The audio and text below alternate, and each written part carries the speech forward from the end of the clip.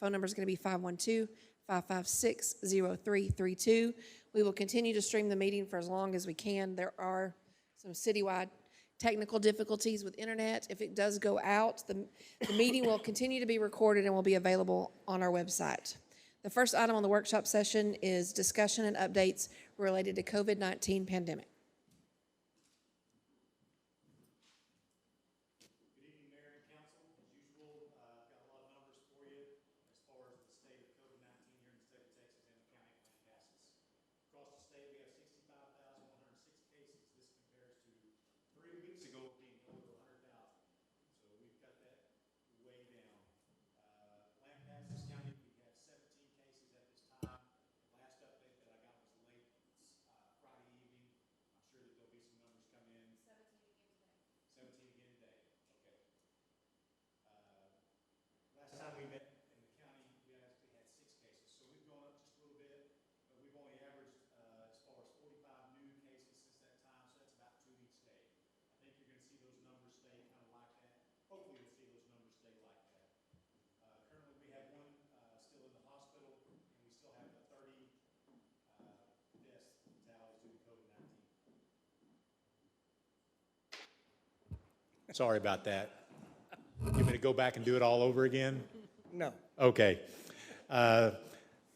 So good news as far as across the state, the trauma service areas, we've always watched that number of 15%. That was what allowed us to go to 75% occupancy previously.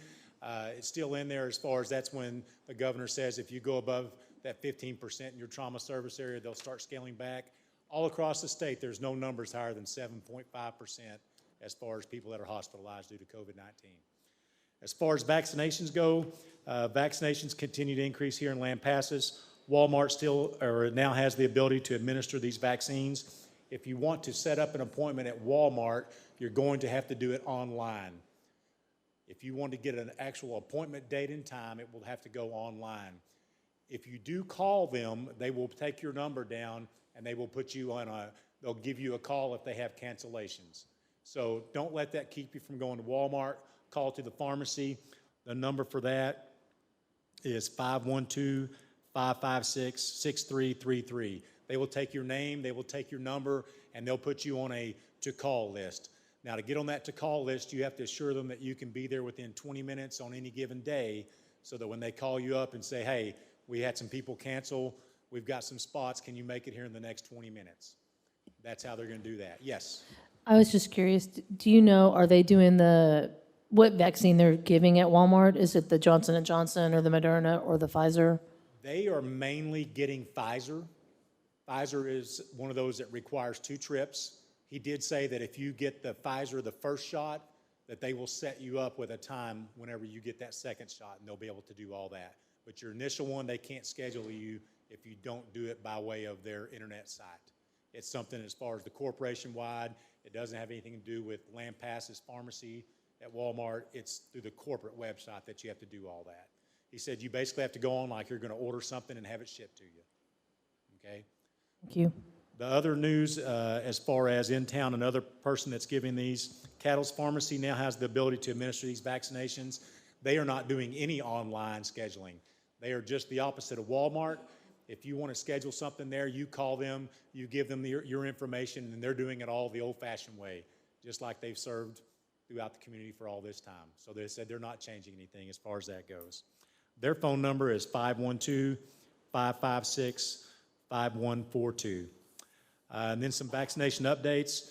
We have at least 1 dose in 4,324 people. We have 2,667 people that have been fully vaccinated. This equals roughly 15% of the population of the county of Lampasas. I need some brakes on this thing. Does anybody have any questions as far as COVID-19 or any of those numbers that I just gave you or any more information? Thank you, Chief. Thank you. Next item on the workshop agenda is discussion and presentation of the Winter Storm After Action Report. Good evening again. It's good to be back after such a short visit. I'm going to bring you some information on this. I'm just going to hit the highlights. I think all of y'all have a copy of this. I'd really rather not read everything to you. That would take quite a bit of time. But I will hit the highlights. To review, on the second page where the scope of incident, this was a statewide disaster. This was to all 254 counties in the state of Texas that were affected. Lasted 8 days from February the 11th through February the 18th. That was when temperatures did not get above freezing. The roads were generally snowpacked from February 14th through February 18th. The electric grid impacts South Padre Island along to Amarillo. We had 70 hours of rolling blackouts with a generation deficit of 19,500 milliwatts. Going down to what did we expect to happen, we knew that this was going to be a significant storm. We had prepared for this the week prior to it. We had plenty of warning as far as it pertained to this storm. However, the initial forecast of this storm was this was going to be a 36 to a 48-hour period of temperatures below freezing. We're glad that we did have this time to prepare for it, and that we did have the forecast, and we could come back through, and that we could make changes kind of as the temperatures got worse and the forecast got worse. But we feel like overall the amount of time that we had to plan for this, it definitely benefited us in doing that. What actually happened, we just hit those high notes on that. It was across the entire state of Texas. It was much longer in length than what we had initially anticipated. Keep in mind, again, we had the time to plan for this. We may not have had the time to plan for the severity of it, but overall, that's what led this to going as well as it did. The majority of things were beyond our control as far as the electrical grid and functioning like it did, which created the water problems, but overall, I think we responded very well to the needs of our citizens here in Lampasas. Going through, I'll cover now some of the different appendices that are attached with the police department, some things that they saw that they need to improve on. This was discussed as a group with all the department directors, but we'll hit these for you. The notification, and y'all saw this in the town meeting that we had. As far as the code red that the city uses to notify its residents, there's a big group out there that did not get these notifications because they don't do any type of internet, they don't do any type of social media or anything like that. PD's fully aware of that they have to improve that program and reach out to other citizens who are not caught up into the social media or to the internet following on the website along with that. We're going to continue to get those people addressed as far as getting their information so that we can make those calls and push out that type of information to them. Another part that was brought up under the police department's coverage, the animal shelter, no power during the rolling blackouts in there. And this created a lot of problems for keeping those animals warm during that time. They kind of had the same issues that we had at the fire station as far as how do you heat a bay without any electricity, and when you have to open it up and clean it, or when fire engines leave, how do you keep that bay at least to a moderate temperature to where it's not an issue? So they're working on a solution to that. They did not lose any animals' lives during the time of this, so they felt like they did accomplish overall of maintaining and taking care of those animals that were entrusted to them. Response and navigation of the roads, one of the big things that they found out is that some of the vehicles that they have don't have four-wheel drive, don't have all-wheel drive, and it ended up impacting them. They obviously have a larger fleet, and so when you take out 5 or 7 vehicles for your detectives and the police chief and that type of stuff, and they don't have the all-wheel drive, it kind of handicaps you a little bit as far as being able to function as normal in that. So that's something that they'll consider as far as in the future whenever they purchase vehicles to replace those fleet vehicles. Did they think about tire chains? I'm sorry? Tire chains? I'm not sure if they implemented any tire chains or anything like that or not. It seems like the majority of the issue with a pickup truck, as most of them were using, they don't have the weight in the back of that vehicle because it's a bed back there. Even with the chains, it's still pretty slick. Okay. We did not put any chains on any of the apparatus in the fire department. We had good enough traction to where we could get through where it was snow-packed, and we could continue to operate with that. But we did have to take one of our vehicles, one of our command vehicles out of service, swap it out with an older vehicle because it didn't have the traction to function either. So this was not isolated just with PD.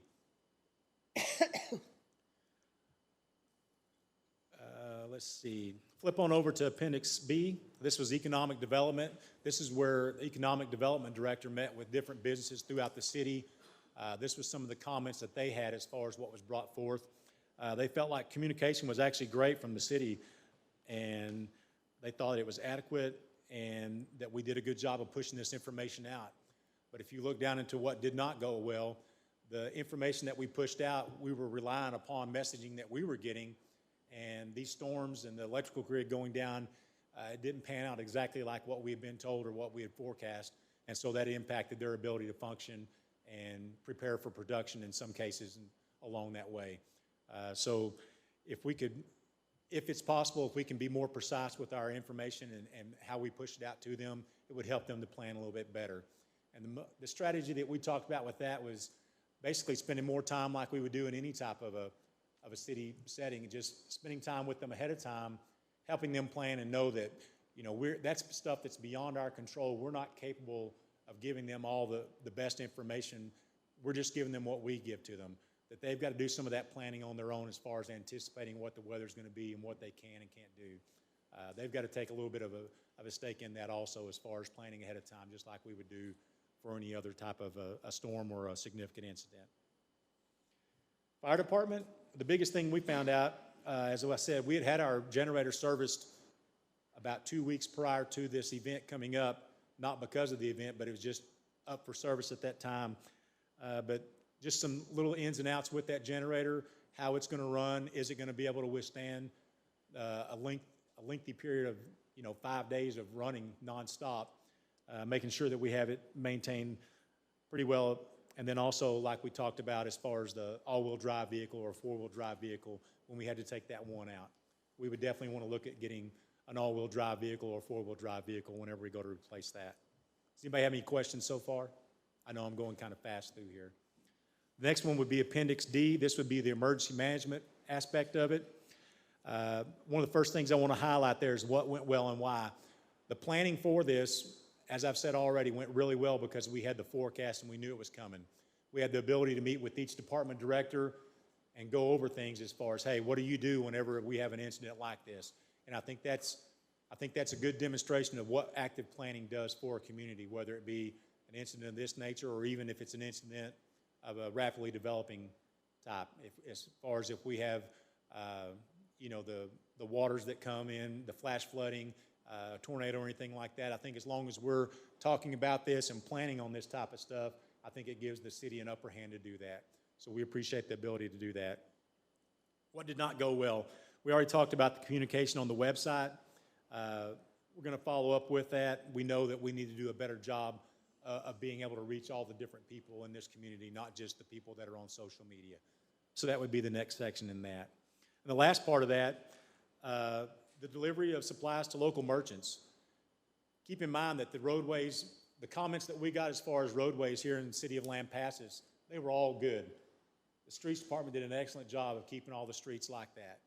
But most people that came into town were talking about the fact that, man, when you get into town, it's like nothing had really happened. It was all the other roads. It's the different counties and the different areas around us that it did not look as good. And this impacted the city of Lampasas because of the fact that they couldn't get deliveries into town. It impacted us because we couldn't get stuff at the grocery store and we could not get, well, we were almost to the point where we didn't have fuel to get for our apparatus to keep them running. But all of it worked out and we were able to make do. But we need to have dialogue with some of the people beyond just the county of Lampasas, just beyond TxDOT here in Lampasas and how that goes. We've got to do a better job of making sure that we can have things come in and out for everybody in here.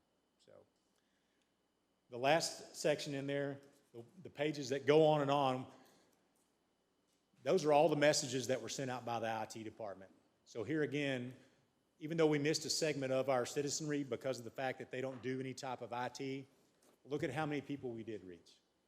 Look at all the amount of people that were on there getting messages on the internet, as far as our website, on the different social media platforms. And here again, if you're on social media, I know that the mayor is one person that I always send information to get information out.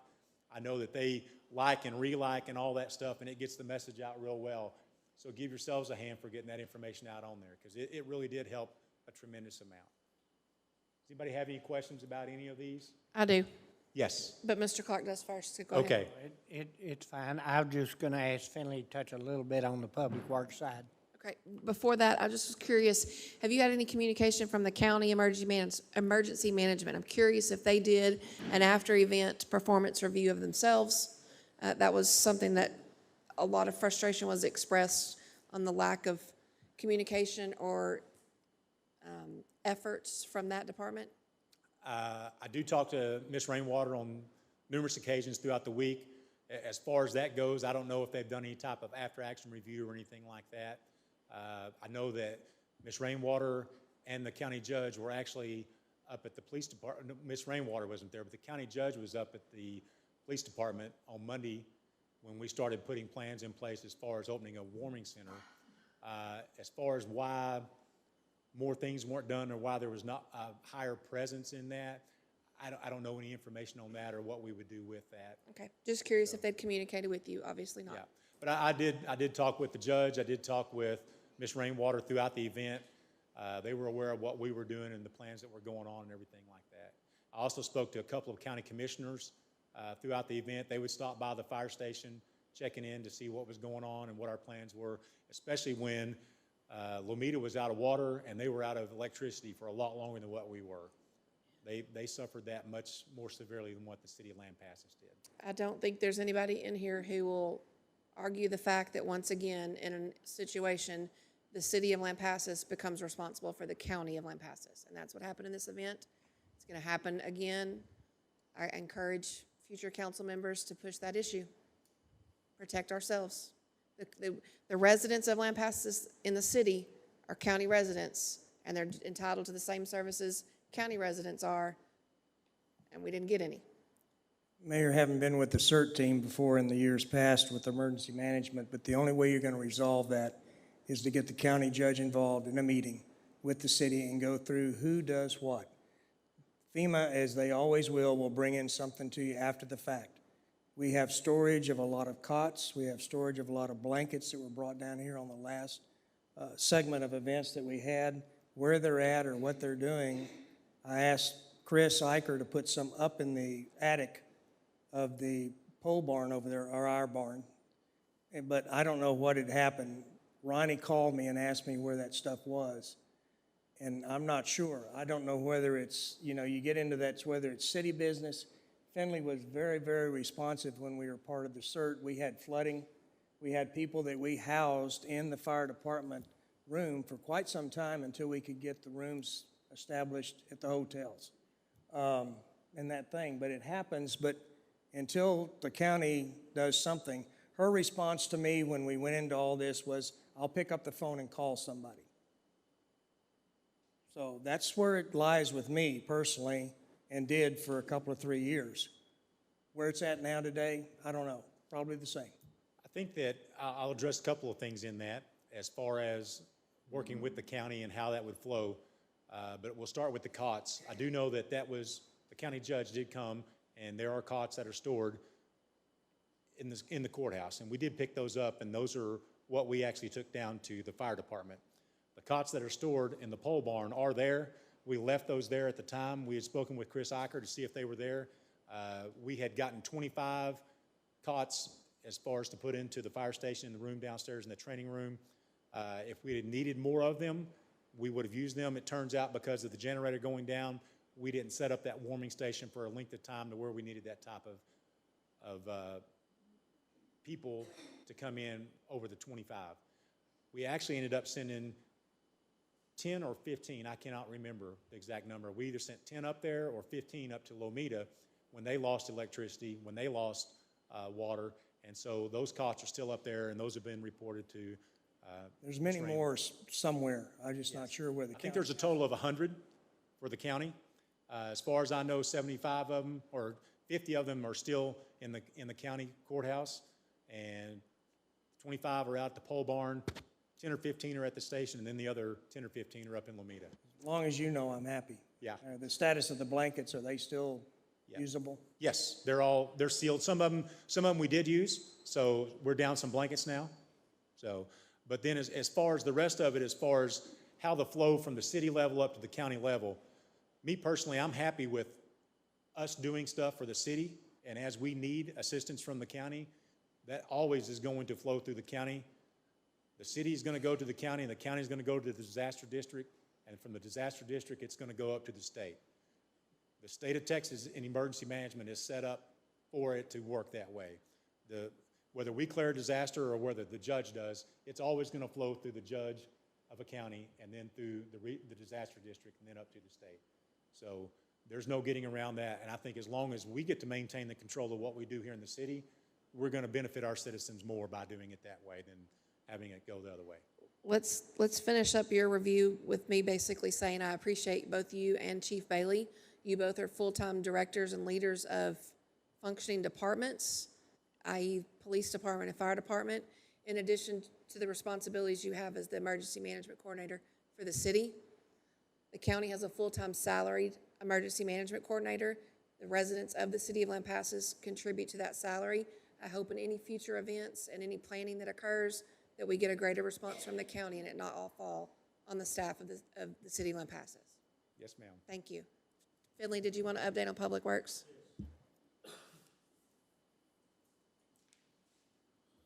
Ricky had a commitment this evening and was unable to attend, but I do want to touch base on some of the items related to Public Works, and I think the message that we have given you previously stays the same. Our Public Works crews worked overnight. Streets did a great job. They put down over, I believe, 50,000 tons of rock on our streets. They were at our beck and call and hopped in the truck at any time to make sure that our roads were somewhat passable. The testimony regarding that is the fact that we had one fender bender accident at Avenue C and Key, and that was the only traffic accident we had during the event.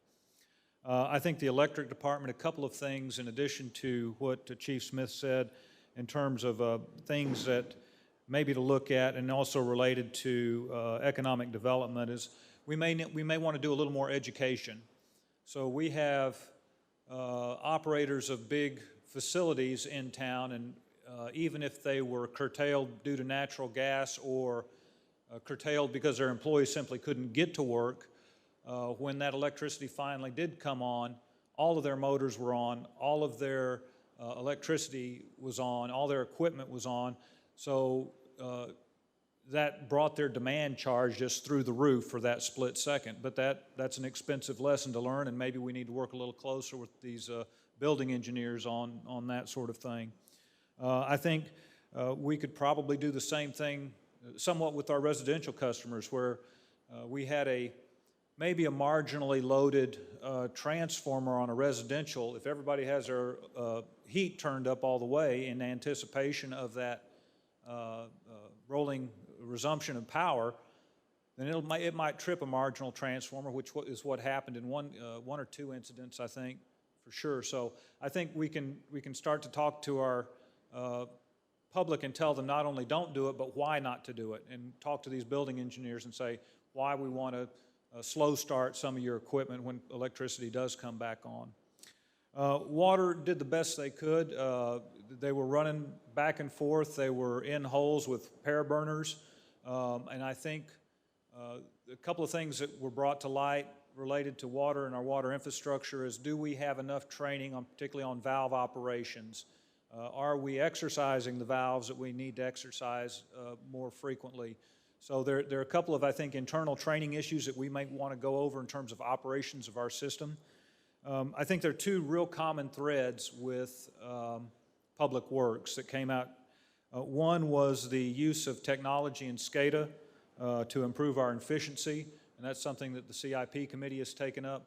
But having the ability not only to monitor remotely, but administer remotely those motors and check tank levels, and not only, obviously we won't be able to actuate anything on the Kempner side, but be able to at least see, okay, is Donnell filling? What's the flow coming in from 580 and 190? So I think that's one of the common threads that came through. And I think the other thing that we took a look at, particularly at the sewer plant, pretreatment, and because of the vicinity to the animal shelter, the possibility of going ahead and putting some generators on those facilities. They're critical infrastructure. You don't want your sewer plant to be shut down. In fact, most require some sort of generation. Our sewer plant is fed from two different feeds, so it's fed from the Lampasas station as well as the Naruna substation. and the history of outages there have been very, very, very infrequent because of that double feed. That being said, we don't ever want to have to discharge untreated sewage into the creek, even if we could. So I think those are a couple things that we're looking at. Like I said, the CIP committee is also looking at those items as well, and we'll incorporate that in their plan. I just mainly wanted to recognize all the efforts that they had put in as well, assisting the emergency management, and I think all the departments did an outstanding job. I agree. Anything else from staff? Council have any questions? All right, thank you. Next item up is discussion regarding governance policy.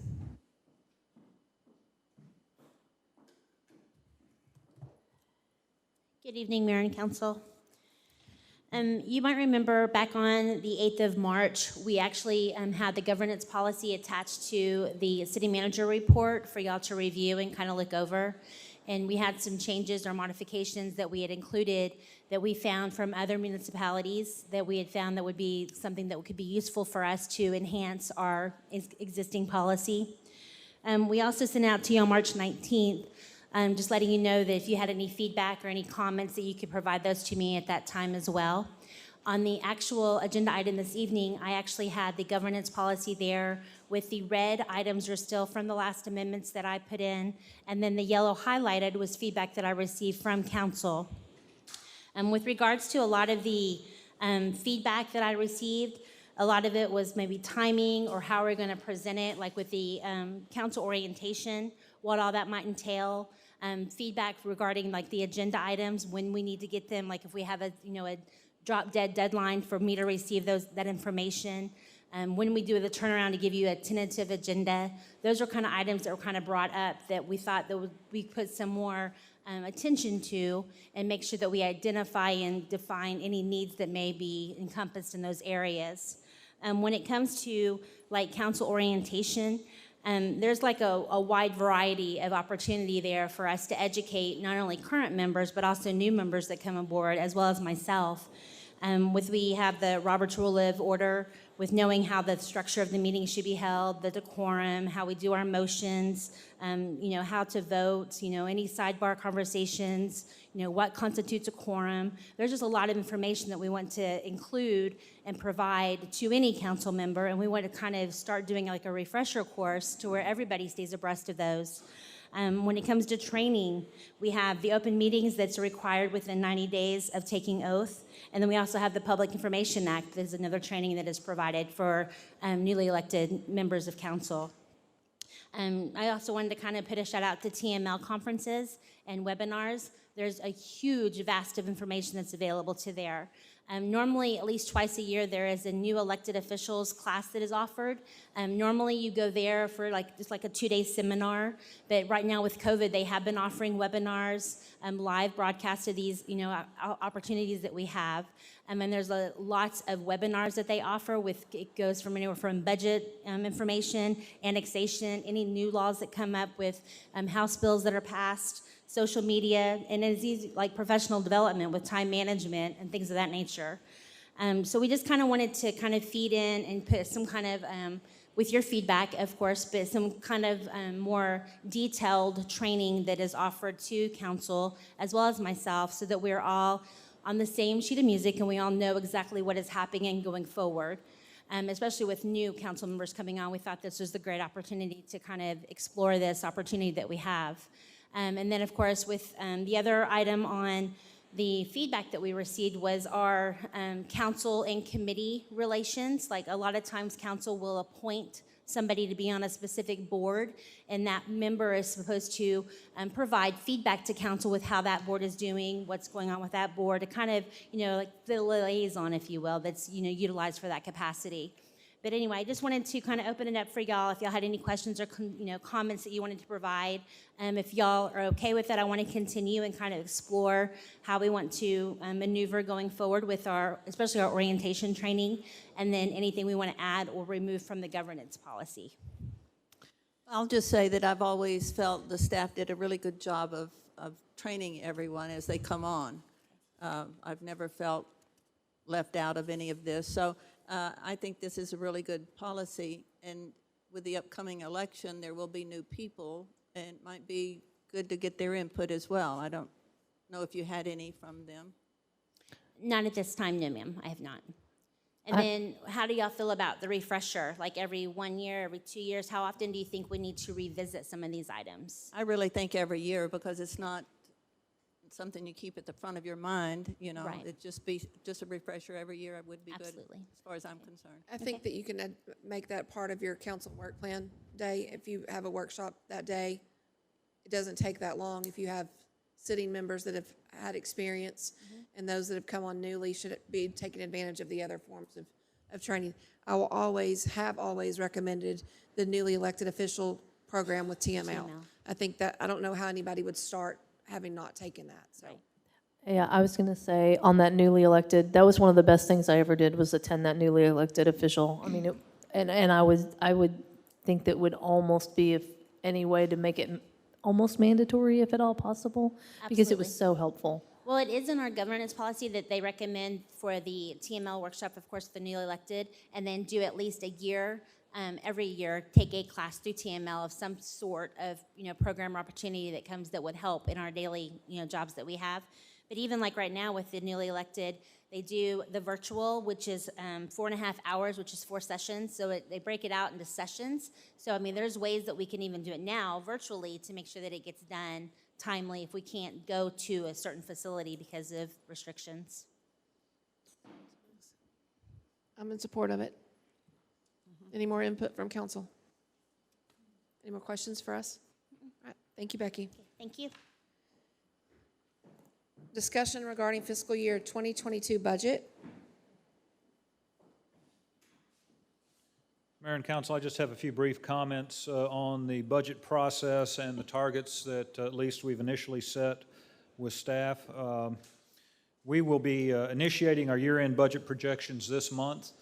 In the past, we've been able to take advantage of our projected surplus, and normally when we do our year-end projections, they're done very conservatively, and we've actually, like last year, ended up much better off than what we originally projected, and we're able to utilize that projected surplus to meet our next year's budgeted needs, particularly for capital items. This year is different, and we would anticipate that there are more unknowns going into our projected year-end budget as well as FY22. We think that the year-end projections could be influenced by COVID impacts, the CARES Act funding, which was a positive. We were able to take care of a lot of the excess expenditures on COVID through the CARES Act funding. You've seen what our sales tax has done. That's a positive. Our winter storm event, not only did it impact us in terms of some damage we had to facilities and equipment, parts and things that needed attention, but we also received, as we discussed previously, spikes in our congestions and ancillary services that we were able to absorb, but still makes us nervous when we start projecting year end. To let you know that we are continuing on our path to fund the planned and budgeted capital projects, and even in some cases, unbudgeted items like the 3rd Street rebuild, the interceptor study, those things that council felt like was still a priority. But just to know that we certainly are seeing maybe a little bit different picture this year with all the things that have happened than we have in previous years. We are proceeding with kind of our normal budget assumptions. We want to maintain costs as best we can to our customers and residents. We want to review fees based on a cost of services model. We want to maintain, if possible, the tax rate. That's, again, staff's assumption going into it. Once we get through to council, we may have a reasoning to raise it or lower it. We also want to make sure that this stays an inclusive process, including the CIP committee, the council, and we do that through workshops, special called meetings. And the other thing that council has requested we do in the past that we're more than happy to do, if there is a specific topic, for example, one year we just wanted to talk about water rates, or we just wanted to talk about changes in staffing in the Parks Department to put more emphasis on athletic fields. And we took a meeting and just talked about those particular issues. So certainly if council has specific issues that you would want to talk about related to the budget, staff is open to research and set those up. I think we will have some additional challenges in FY22. And some of these challenges are self-imposed, and I think for a good reason. The implementation of our comprehensive plan, that will take some resources, certainly at least of staff time, but perhaps other planning dollars.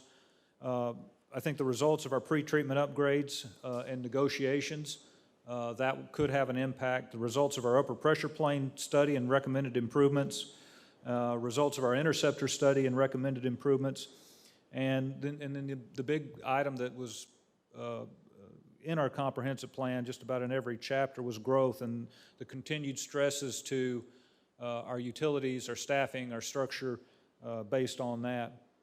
The CIP process is well underway, and I think I can't give that group enough credit. They really do a good job of reviewing the needs that staff and events put in front of them, and they should provide council some very, I think, very healthy budget perspective. Rollout, we typically will do a rollout in June, July, but particularly after the election in May, we may want to use a tool that we've used in the past with City Council, which is a little priority survey or satisfaction survey over the different parts of the city government, and that gets the conversation started in terms of, you know, what's your perception of public safety, of airport, of our parks, of our water, wastewater department, and we use that as a conversation starter on our budget. I think the other assumption that certainly I like to keep is I like to bring you a balanced budget. We don't want you to look at a $2 million problem when we roll a budget out to you. Last year, we were able to bring you a balanced budget, but then council picked that apart and put more emphasis on certain projects, which was good. But we don't want to give you a problem to begin with. We want to give you a balanced budget, and then we want to give you opportunities or solutions to what council's priorities and needs are. This is I didn't have time to prepare a PowerPoint, but this is basically the information I wanted to share with you, and we look forward to getting this process started. I just want to take a minute to encourage those of you that will possibly be coming on to council in the next month or so. The budget is a critical undertaking, and it's one of your biggest responsibilities. And while we are blessed and very fortunate to have the staff that we have that puts together a budget like no other, and we very rarely see issues from the beginning of the budget process that other municipalities do, it is your job to educate yourself now. Because if you come on and the first thing that you're dealing with is a budget and you don't know where we're at and you don't know what we're talking about, you're doing a disservice to the people who elected you. So please start studying now. Use the resource that is our staff. They will provide you with more bedtime reading material than you'll possibly ever want. There's enough information there. Please start studying now. This is something we can't screw up. Thank you. That means that they're going to be bothering you, and that's not my fault. That's yours. Okay. Mayor and Council, I had another note jotted down here that I forgot to reference, and that I have to acknowledge Yvonne that does a lot of the heavy lifting on this budget. She's there till 10 o'clock at night inputting numbers and saying this doesn't work or this will work, or okay, I agree with you, and sometimes she doesn't agree with me, but anyway, she does a lot of the heavy lifting on the budget, and I wanted to acknowledge that to you. Thank you, Finley. Last item on the workshop is discussion regarding any item on the regular agenda. Does anyone wish to bring up an item we'll be discussing later? Do I have a motion to adjourn workshop? So moved. Second. A motion and a second. All those in favor, please say aye. Aye. Aye. Let's take a 5-minute recess. Usually we do 10. Let's go 5 and get out of here early.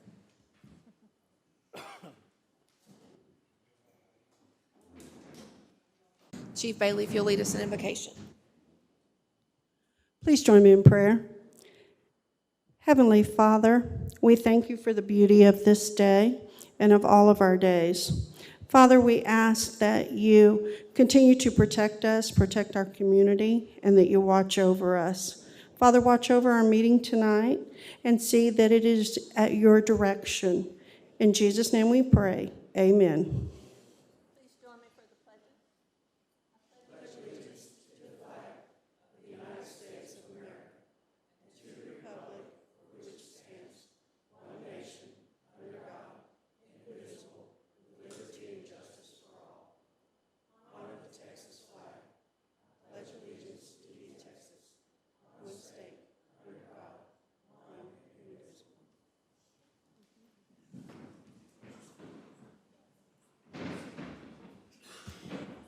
We do not have any presentations or proclamations to consider this evening. Item 1.1, citizens' comments. Any citizen who desires to address the city council on a matter not included on the agenda may do so at this time. The city council may not deliberate on items presented under this agenda item. Do we have anyone who wishes to speak on an item that is not on the agenda?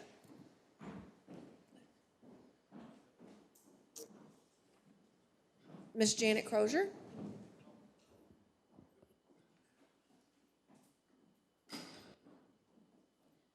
I just want to make this very short and sweet. It came to my attention as we have had some meetings over at the city offices, that one of the handicapped people in a wheelchair could not enter the back door. There is a ramp there, everything is there, except the door is so heavy, she had to wait until somebody acknowledged her and let her in.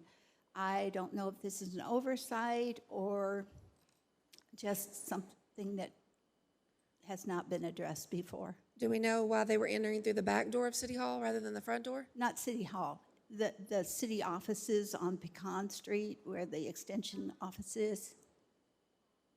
County offices. Now, I've talked to the county judge, and he says it's the city's issue. So that's why I'm bringing it to you all.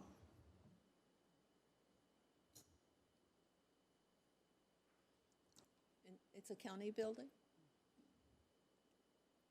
Okay. Maybe he thank doesn't you. know it's a That's it. county building. Thank you for the information.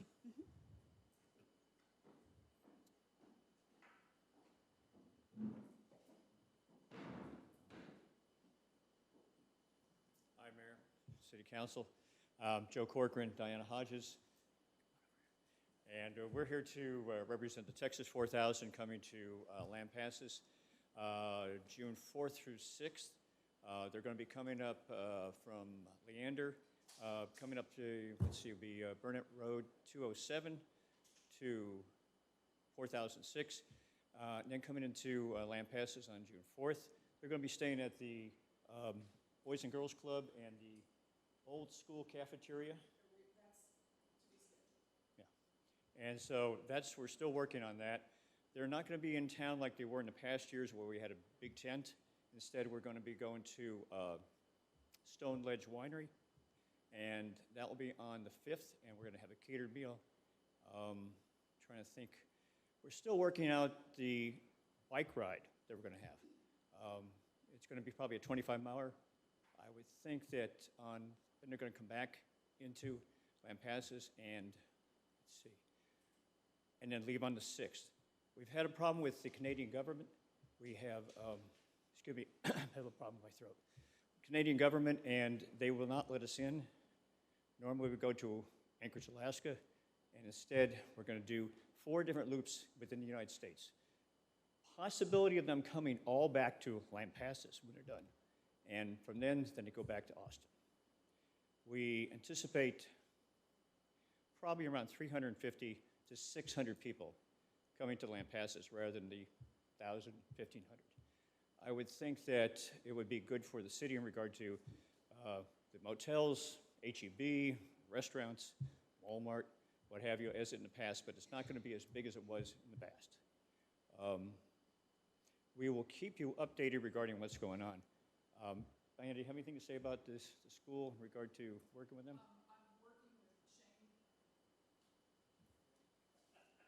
Working with Shane Jones on either securing the Bozarth Fowler Gymnasium or the middle school cafeteria for the students to stay the night.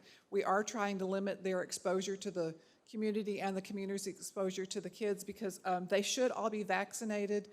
They're volunteering at vaccine clinics, so all the students will get vaccinated, so they'll be safe traveling across country. But we don't want anybody to be exposed to if they're traveling, they don't need to be sick, and they don't want to expose this community. So the guests that are coming are mostly parents and siblings and family that will be with the kids. So it won't be in town proper. We don't want to create a honey trap. We don't want a bunch of people coming down there to see it, because it is a fun event. It is pretty awesome to see. But we are trying to limit the exposure by having it out of town at Stone Ledge, which will be a very nice venue. And we look forward to having them here. And if they can return here, that would be really a nice event to have, because that would be 70 days? 64 days they'll be back in Lampasas, and that would be nice for them to be able to finish here. And maybe by then we'll have enough of the population vaccinated that we can have a larger event when they come back. But they may not. Everything's kind of in flux right now, as in all things during COVID season. Yeah, there's a lot of moving parts in regard to this. One thing is all the kids already have been vaccinated except for 4. They will all have their vaccinations by May 1st, so that's a good thing. They're asking all the people who attend also have their vaccination too. Like I said, it will be up at Stone Ledge. They will probably have possibly, like I said, upwards of 600 or 700. I've worked with the sheriff regarding basically traffic control and also for the 16 and 25 miler. I also worked with Chief Bailey regarding the in-town event and also having possibly a police officer over there by the school during the nighttime to make sure everything's okay. We will try to keep you updated per each city council session, and I appreciate your time. Thank you and good luck. Any additional citizens' comments? Item 1.2, citizens' comments. Any citizen who desires to address the city council on a matter that is included on the agenda may do so at this time. Does anyone wish to speak on a matter that is on the agenda? Moving on, item 1.3, public hearing. Public hearing to receive citizen comments regarding a request for a specific use permit for property described as .160 acres, PT of Frac PT6, Block 20, Old Town Addition, commonly known as 809 East 4th Street, Lampasas, Texas, Lampasas County, to allow for a mini warehouse in an area zoned commercial. Mayor and Council, Mr. Brown has put in an application to request for the specific use permit for a mini warehouse at this location. It is currently somewhat of a substandard structure. It was previously utilized as apartments, and they are not going to be able to be rehabilitated to an apartment standard just based on building code. So this is another alternative that we discussed with him in order to be able to rehabilitate the building and be able to utilize it in that capacity. So it is something that he can do, is make the mini warehouses out of this location. Going through there, we did send out notices to the 200-foot radius. We sent out notices to 20. I did receive one back, and that was in protest. I did not get any specific information from him as to why he was protesting it. I'm not certain if he wasn't sure of where the mini storehouses were going to be located, or if he just was completely just against the development altogether. He didn't give me any information. With regarding to our comprehensive plan, the East 4th corridor, with this location, it is kind of highlighted as a mixed-use facility and mixed-use area. So this would complement what our comp plan vision is and goals going forward. We're trying to rehabilitate and any connectivity to, of course, downtown. We're trying to beautify the area to make it more, pleasing to the eye. So this would be a benefit as far as to the rehabilitate an existing structure that is not able to be utilized the way that it has been in the past. With regarding to publication, we did have this being heard before Planning and Zoning on April the 1st, and they did recommend approval. I had a question. So since it's substandard, is it going to get knocked down and then built up? Because how are they going to take that facility and turn it into something that's standard for mini storage? Well, the conditions for a mini storage will be different than for a residential home. They were apartments before, so like the square footage, the HVAC, the electrical, the plumbing, all the things that are not up to code today would not be affecting for them to rehabilitate for a structure for a storage. So they're just going to be using it for goods. So what is their plan for making it actually a mini storage that would be a safe and secure mini storage? Well, that'll be part of the building process right now, as far as when we get the plans for them, as far as how they're going to actually develop the property, whether they're going to do 8 units or 10 units or however they're going to structure those, and that'll be part of the building process. So that's not they didn't come with the special use permit, they didn't come with anything like that? No, ma'am, it doesn't. This is strictly for land use only, able to do that. Once we approve the specific use permit, then we go forward with the actual building plans for them to be able to get that building up to code for the use that we've approved it for. Okay, thank you. That was my question as well. I couldn't imagine that they were not going to be, that they couldn't just tear it down because it looks No, ma'am. pretty bad. Right, correct. And had they wanted to do apartments at the beginning when they first came and consulted with the city, with regards to it, that was basically that it was a cinder block structure and it had no insulation and there was no HVAC and no plumbing and everything was way out of code. So for them to be able to bring it up to code, it would not even be worth it based on the square footage, the structure. They couldn't maintain it, the firewalls, to be able to do that type of facility. So as an alternative with the storage units, they're going to be able to do with the building that is sitting there today and make sure that they are able to do what they need to do to get it up to code for a mini warehouse. Okay, and so that's coming later, the up to code? Yes, ma'am. business. Okay, all right. Any additional comments during the public hearing? Citizen comments? Do I have a motion to close the public hearing? So moved. Second. I have a motion and a second. All those in favor, please say aye. Aye. It is unanimous. Thank you, Becky. Item 2.0 minutes, 2.1, discussion and possible action concerning approval of minutes of the regular meeting on March 22nd, 2021. I saw no mistakes. I would move to approve those minutes. Second. A motion and a second. All those in favor, please say aye. Aye. That is unanimous. 3.0 consent agenda. 3.1, discussion and possible action regarding purchases and charges in excess of $4,000 from March 1st through March 31st, 2021. Item 3.2, discussion and possible action regarding the February 2021 investment report. 3.3, discussion and possible action regarding the second reading of an ordinance amending Appendix A, fee schedule of the City of Lampasas, Texas Code of Ordinances, Chapter 62, solid waste, Article 3, billing rates and fees related to the collection of solid waste, providing for severability and repealer clauses, and providing an effective date.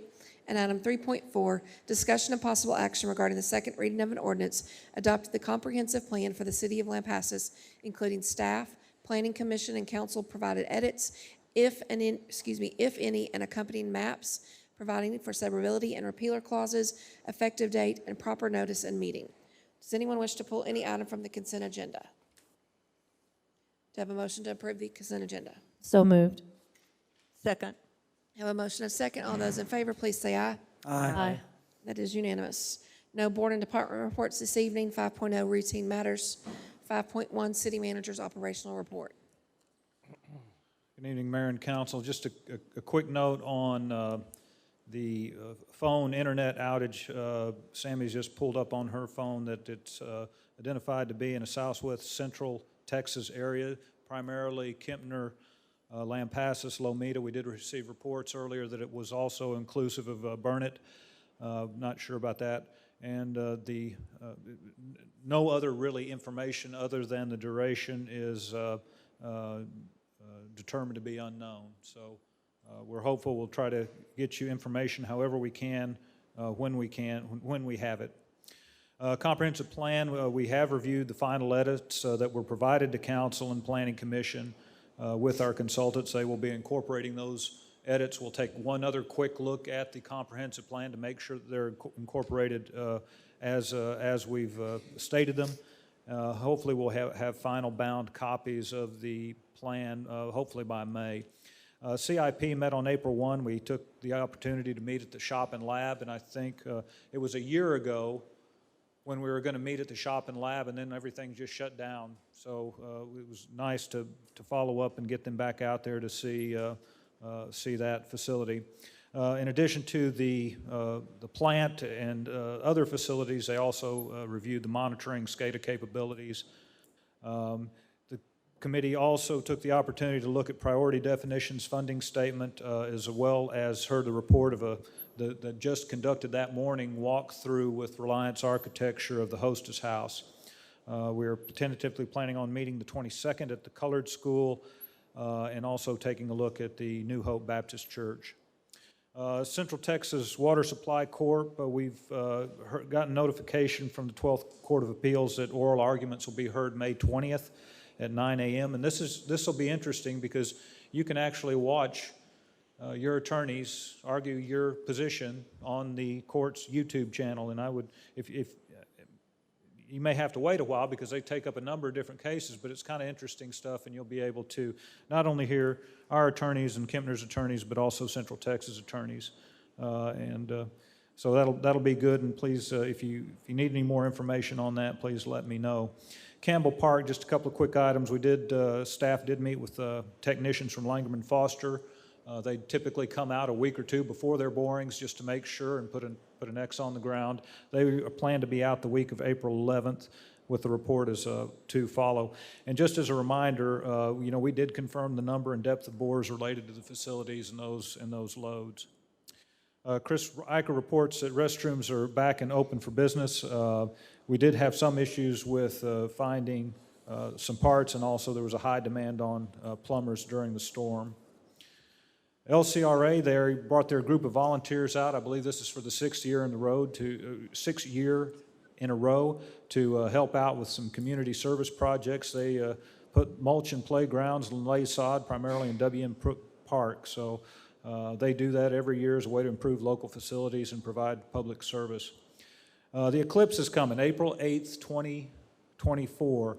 And if you have looked at the eclipse map, there are people that are a lot more excited about it than I am, but when you start looking at it, you start getting excited as well.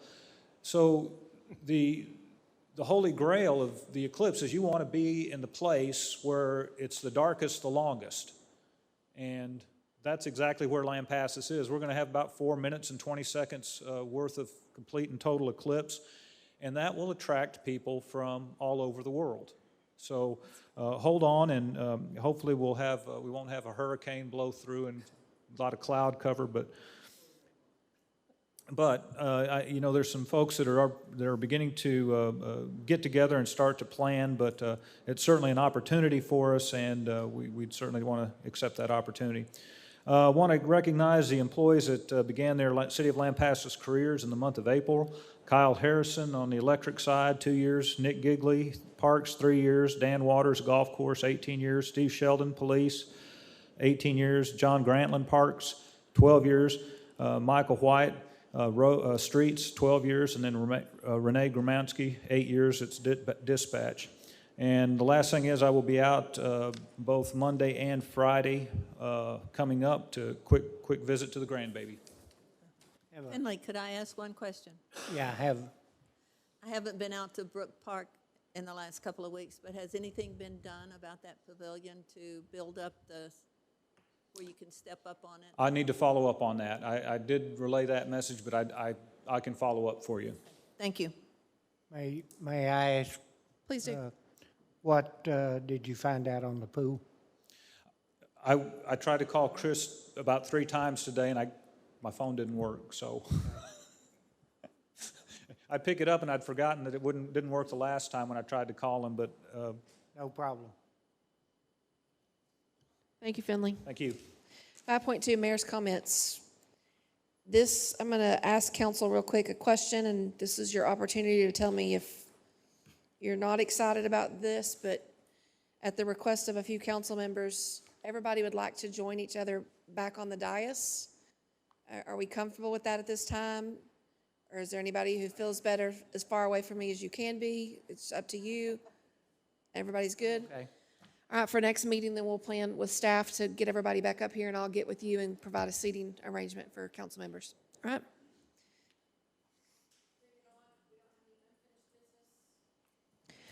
7.0, new business. 7.1, a resolution of the City Council of the City of Lampasas, Texas, authorizing the submission of a Texas Community Development Block Grant Program application to the Texas Department of Agricultural Office of Rural Affairs for the Community Development Fund, and authorizing the mayor and/or city manager to act as the city's executive officer and authorized representative in all matters pertaining to the city's participation in the Texas Community Development Block Grant Program.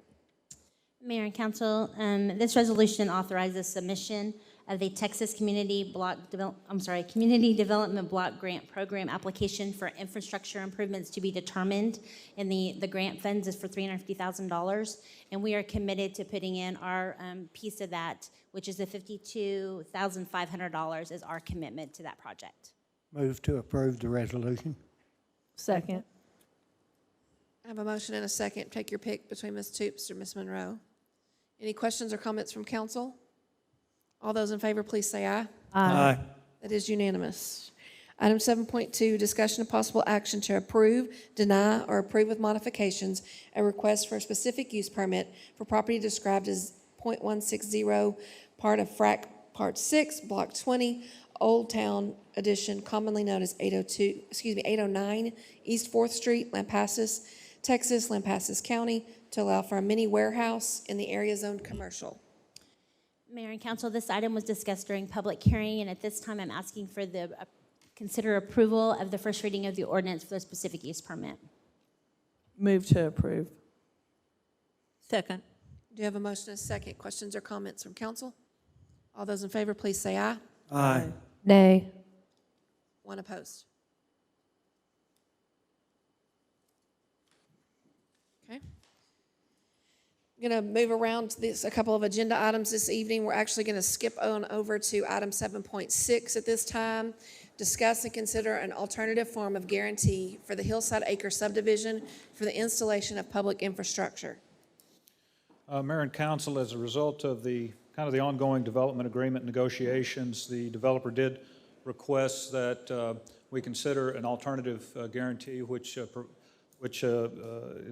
needs council approval for that typically, and within the parameters council has previously set on this subdivision, performance bond would be necessary. J.C.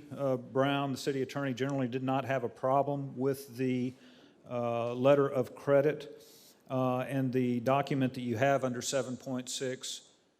If you look at the expiration on that, that is what the city provided to the developer and the bank. We took this is actually modeled after a City of Burnett letter of credit that they accepted for a subdivision in their town. So the edit that J.C. made, or that we wanted to make sure of, is that it was to expire 30 days after notice by the city to the bank that all obligations of the development agreement have been met. We sent this to the developer and encouraged him to share it with the bank to make sure everything was all right. The bank sent it back and said it expires within 1 year after issuance.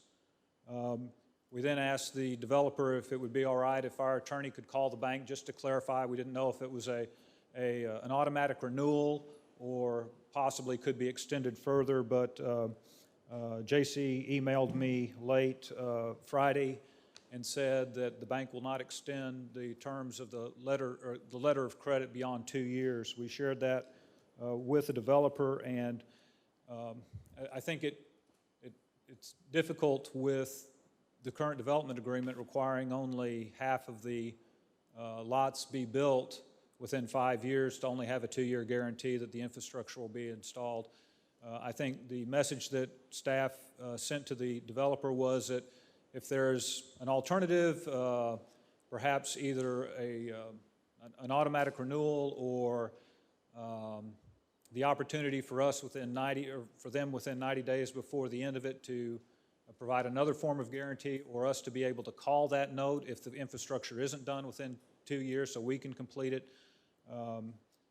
We would certainly be open to that, but as it stands now, the city does not have protection beyond that 2 years. I do believe there's a representative from First State Bank of Burnett here that would like to give some information, if that's okay. Great. I would move to deny. Okay, we've got more information on the agenda item coming up. That's fine. Currently, My name is Sue Ann Parsons, and I'm Vice President with First State Bank of Burnett. Sue Ann, if you will, please get the microphone underneath your mouth so we get everything recorded. First State Bank of Burnett, my name is Sue Ann Parsons, Vice President with the bank. It has been a lot of conversation, not necessarily clear conversation, evidently. The bank does do letter of credit. We do them for 12 months at a time, subject to renewal for another 12 months. Did not realize that we might need an additional year after that. We're always open to look at that. If that's what the city needs, the development needs, we would be available for that. Just didn't understand it Does that meet the requirements that legal counsel is concerned? If they can provide a letter of credit with an automatic renewal, is that what you're offering? Could I ask how many years? Just one automatic renewal, or would it continue? I did not understand that we would need beyond 2. Doesn't mean that we can't do beyond 2, but I did not present it that way to my board because I didn't understand it at that moment. It's not, we do have some on the books like that. Obviously, we do look at them once a year, same process as you, to reevaluate the process, see where we're at. How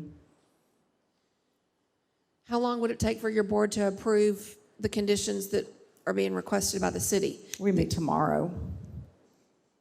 The- I would need clear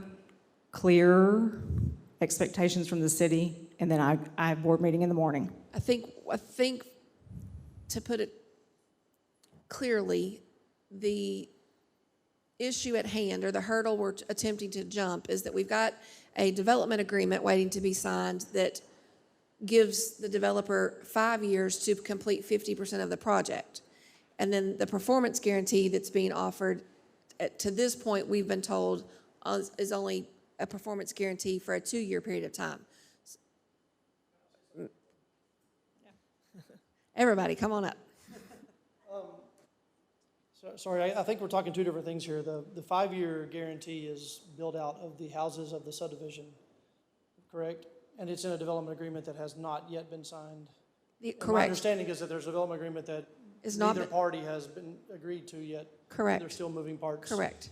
But approval of this final plat and your city code subdivision ordinance only requires a 2-year acceptance, or 2-year time period to install all public improvements. Half of the subdivision could be built with, half of the subdivision could be, half of the houses in the subdivision could be constructed independent of this additional infrastructure, I believe. So I think the infrastructure is already in the ground to support half of the development, half of the houses. Is that staff's understanding as well? And I don't want to provide a legal comment or opinion. I think it would be safe to say that if JC or if our city attorney would accept whatever guarantee was proposed through Ms. Parsons, I think you might consider a motion that would allow that conditionally approval upon upon JC's approval. Is staff clear at what's being presented to us? That there could be a conditional approval of plat dependent upon... Merritt, it would be, we're talking about the letter of credit, the alternative form of guarantee. In the event that they meet the requirements that legal counsel is requesting. I still would like to make a motion to deny that alternative guarantee. I've always stood for the performance bond.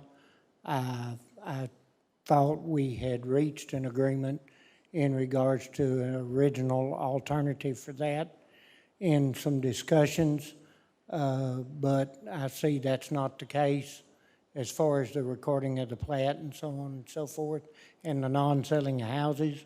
And in my opinion, we need to go back what legally, what our program requires. I currently have a motion to deny. Do I have a second to the motion to deny? That I'll motion, second that. you second the motion to deny the request? Any additional comments or questions from council or from the members present that wish to speak on behalf of the developer? Please, Mr. McDonald. Could I say something? Yes. Is he coming? Okay, sorry. I was going to say maybe, in my opinion, instead of, well, I feel like we almost need to like table it and give the board, the bank board, a chance to meet again before we make a final decision.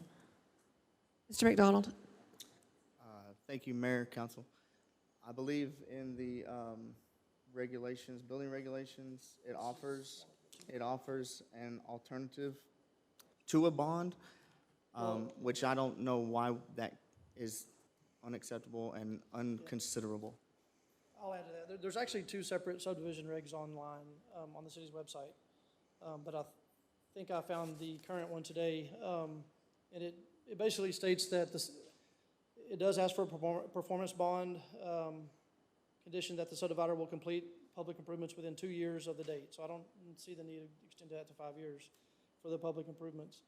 Then the next item says, City Council at sole discretion may accept alternative guaranteed and warranty of public infrastructure constructed by subdivider. So Basically, the point is, we do have the ability to accept an alternative form. That is within our regs. So I'm confused. Is the infrastructure in the ground already? Is that what you're saying? 50% of the infrastructure is in the ground, ready to go, minus electricity. And there's a percentage that's been determined by our engineer of what's been completed in phase 2. That's on as the, well. it's been provided to council. And that, yeah, I believe y'all have that information. And the letter of credit would ensure that the rest of the infrastructure in phase 2 would be installed prior to vertical construction, that being home construction. Well, I'm comfortable with the bank having a board meeting as long as I feel like we've got some guarantee that we're not going to eat the rest of your project. I would feel comfortable. Do you understand that So that, a letter of credit does that. It's an agreement between us and the developer, and that Right. if you are not satisfied, you present to us the original letter of credit and all the documentation, and then the bank provides to you. We write you a check. You know, basically, it's the check process. I think the problem at this point is, there's some that seem to be willing to consider the letter of credit. However, we don't have the actual document that we're considering, because now we're talking about going back to your board for a modification to what's been presented. I guess what is going back to the board to see if they can extend it to 5 years? The ability to renew if we've not met completion, an automatic renewal or a notice of 90 days for, But beyond the 2 years that's required in code? I think that's what our legal counsel has advised us to look for. Am I speaking out of turn? That is the point that legal counsel has asked us to make sure, because this is an alternative form, that we have those built in. Mr. Clark? Does that alternative cover the phase 2 as well? Infrastructure? It being strictly, put in it through strictly phases. covers phase 2. It is only for phase 2. Strictly covers phase 2. Phase 1 is complete minus the electricity. Phase 1 and 2, and within that 5-year period? 2-year period? What? Right now, it's at a 2-year period. Finley? Just for clarification, when we start throwing out phase 1 and phase 2, this is a single subdivision you're considering for later as a plat. The developer has chosen to phase the construction of the infrastructure. My motion still stands. We still have a motion. We're still open for comment, so. So, and I'm still stuck on this whole 2-year versus 5-year thing, because your code requires a performance bond or method of guarantee for 2 years. The 5 years is strictly set on having half of the houses in the subdivision constructed. Has nothing to do with public infrastructure. This is purely for public infrastructure. Can staff confirm there's no infrastructure included in the development agreement? No infrastructure in the development agreement? Mr. Eckerman presented to council that the development agreement solely is referring to build-out of the homes, construction of the homes within 5 years for 50%. Correct. That is one of the milestones that the developer is required to meet, that he develops that. The other milestone is that he cannot go vertical on any lot that does not have water to it yet or electric to it yet. So in other words, and I don't want to do an apples to oranges comparison, but several years ago, City Council had to consider a request from a local builder here in town that wanted to build on G Street. We didn't have any water, any sewer on that whole block. And what this does is protects us in the event that somebody buys a lot, anticipates building, there's not any infrastructure in the street. And I think, so to counter that, you know, would the developer be open to guaranteeing that infrastructure will be complete in 2 years? And then what is our clawback on that? To include within the development agreement, are you comfortable adding that the infrastructure is complete within 2? We could consider that. I also don't see a reason why the letter of credit can't be just renewed 30 days prior to the 2-year anniversary. I believe that that's what was asked by our legal counsel, was there a period within I think it was 90 days, actually. Yeah, I don't know that 90 days is needed, but obviously we would have no problem renewing, if necessary, the letter of credit. It seems the only hang-up for the letter of credit is a consideration in here. Please, do you have a comment or question? Go ahead. I thought the holdup was that the bank wasn't willing to extend you past the 2-year period. No, she certainly said earlier that they Just would now meet. she did, yes. They would but- meet tomorrow to Yes, just discuss that. So if that's the case, then I think we need to reevaluate. We can conditionally approve as long as that is conveyed to our legal counsel that that extension period is available.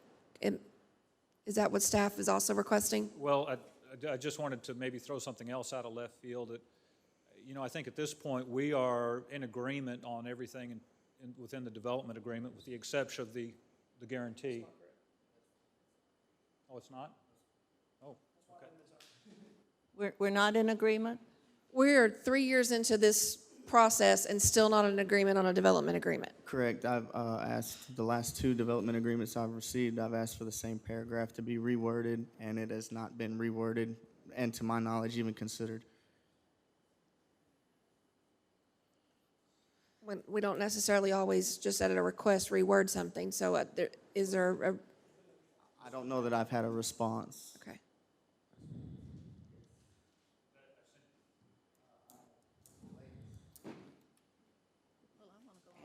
I think the paragraph he is referring to was sent to him on the 8th with a note that the bonding section would need to be rewritten based on council's decision tonight, so. It's not the bonding, or it is the bonding. It is bonding. But it's a different discussion. Please, if we're going to have conversations, even on the sidebar, please put them on the microphone. No, like I said, this is not necessarily specific to what we are, but I guess the message I'm trying to say is that we're relatively close to getting a development agreement done, depending on council's action on an alternative guarantee, getting that done so we can incorporate your actions within the development agreement. But I guess that's what I'm saying, is that we're relatively close, unless there's something else. Is there another point that you have an issue with? Within the development agreement? Within this process in its entirety, because unfortunately, council's having to consider several things in regards to this evening, so we'd like to get it all cleared up. I don't guess so. I'm sorry. Is there any additional questions or comments from council? What we're going to be taking up in a moment is a motion to deny the request for an alternative form of guarantee. We do have a motion and a second on that. At this time, all those in favor for denial of the alternative form of guarantee, please say aye. Aye. Aye. Raise your hands for me too, because acoustically have it. So we've got 3 in favor of denial. That's going to be Councilmember Clark, Councilmember Williamson, and Councilmember Goodart. All those opposed to the motion for denial? Aye. That's 4 opposed to the motion for denial. Does council wish to consider another motion? I will move to approve with the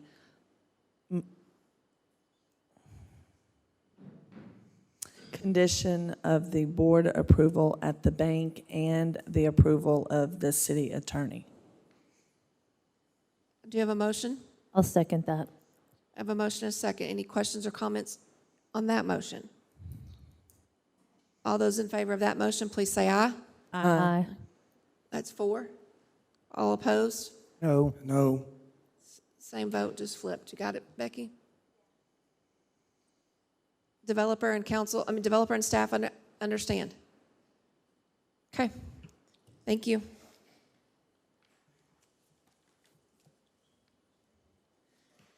Item 7.3, discussion and possible action to approve, deny, or approve with modifications the final plat of Hillside Acres.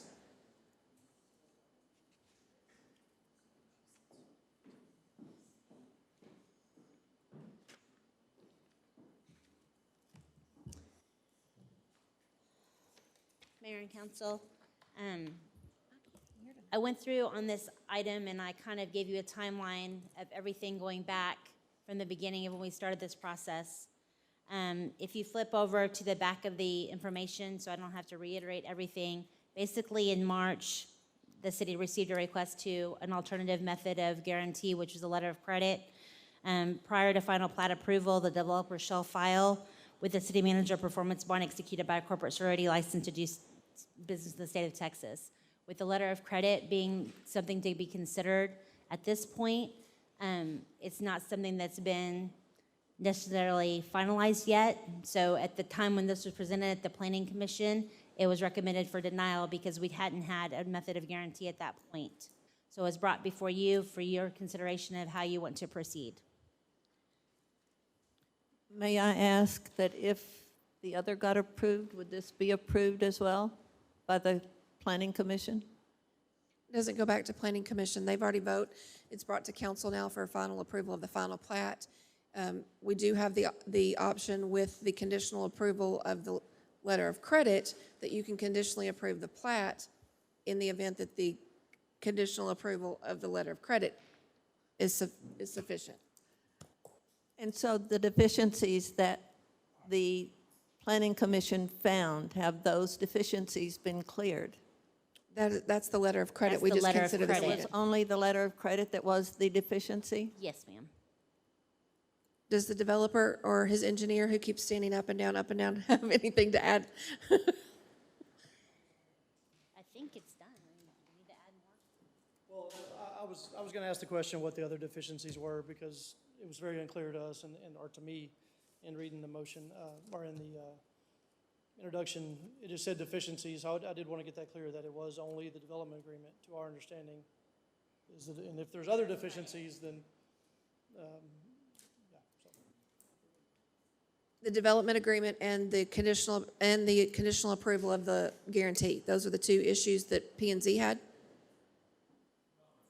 For the final plat approval, all I needed was a method of guarantee. Since we're doing the alternative, my Planning Commission could not at that point approve it because we were waiting to see how that was going to proceed. So we denied it at the Planning Commission to be brought back before you this evening for you to approve, deny, or conditionally approve the alternative method of guarantee. Then it'll be presented back to Planning and Zoning and back to you for final and back in May. But things have kind of changed. So if you want to conditionally approve the final plat, you can with the guarantee that we'll get the letter of credit, which is a requirement for the approval of the final plat. We can do that as well. Do council members understand all options in form of a motion this evening?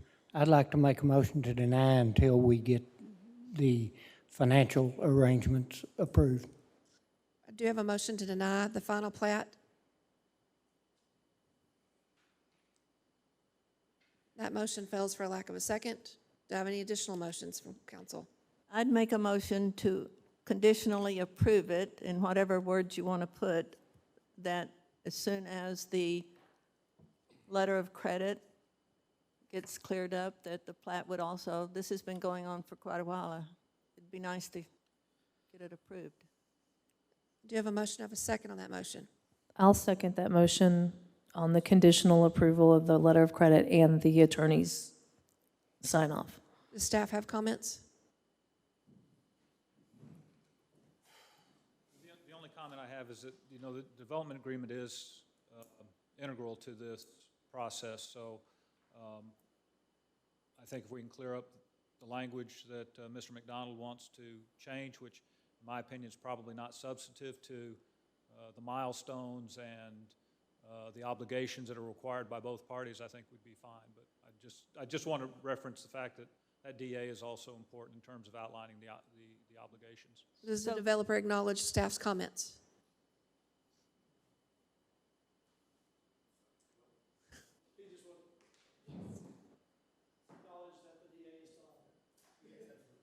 Okay. I feel like there's been some opportunities for everybody to be on the same page that maybe have been missed. Council's hoping Agreed. that we all walk away this evening on the same page. Ideally, yes. Okay, we currently have a motion and a second for conditional approval of the final plat based on the conditions that the conditional approval of the letter of credit as the alternative form of guarantee is met with both the bank and legal counsel. All those in favor, please say aye. Aye. All those opposed, say nay. Nay. Has that been recorded by the city secretary? Thank you. I appreciate everyone's patience with this item. Thank you, staff. Item 7.4, discussion and possible selection of a website photo contest winner. Mayor and council, there were 2 entries this month for you to select, either entry 1 or entry 2. 2. I move for entry 2. Second. Okay, before, I was trying to say, do we have a motion, but we have a motion for entry number 2 and a second. All those in favor, please say aye. Aye. Aye. That is unanimous. Congratulations, Chief Smith. I think you get a cup. Item 7.5, discussion and possible action regarding the appointment to the Capital Improvement Program Committee, CIP, to replace Al Britton. Good evening, Mayor and Council. This item is placed on here for council consideration to replace the vacancy that we currently have on the Capital Improvement Program Committee. Nominate Herb Pierce. I'll second that. I have a nomination and a second for Herb Pierce. Does Herb Pierce accept that nomination? Well, that's how we do things sometimes. All those in favor, please say aye. Aye. That is unanimous. Congratulations. Item 7.7, discussion and possible action regarding acceptance of fiscal year 2019-2020 financial audit, also known as Yvonne's stellar work. Thank you, Mayor. Good evening, Mayor and Council. You do have the audit in front of you. We did meet with the audit firm, with the audit committee on the 25th, went through the audit. I'm proud to say it was a clean audit, and our fund balance and everything is in a healthy position. And if you have any questions or comments, audit committee is here also to help you with that. Just give you a I'd round of like to applause. just compliment you on your audit. It was Thank you. very well done. Appreciate that. Do I have a motion from council to accept the audit? So, second. I have a motion and a second. All those in favor, please say aye. Aye. Thank you very much. Thank you. 1 and 2. Do I have a motion to adjourn? So moved. Second. I have a motion from Ms. Monroe, second from Ms. Toops. All those in favor, please say aye. Aye. Aye. Have a good evening.